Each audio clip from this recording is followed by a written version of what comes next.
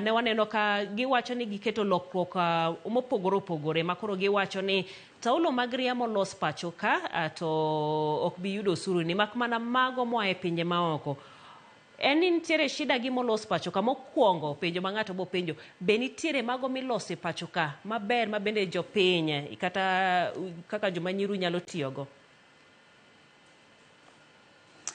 Aserito ng'i ahinya neno ahinya ka nitiere miloso pacho ka to gi sani ok apar ni nitiere miloso pacho ka to kata ka nitie to ok apar ni aseneno. Koro kapod warito mabro biro kampuni mabro biro mar losonwa dhi bedo nang'o nikech wanyalo rito kampuni go mabe warit matamre gi nono mok wayudo gi. Koro wadhi timo nang'o kapod warito mibro los pacho ka?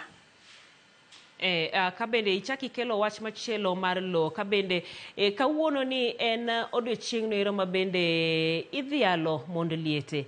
Shida maduong' ma bende wacho ni gikale en wach ni mar lo ma bende mayogi.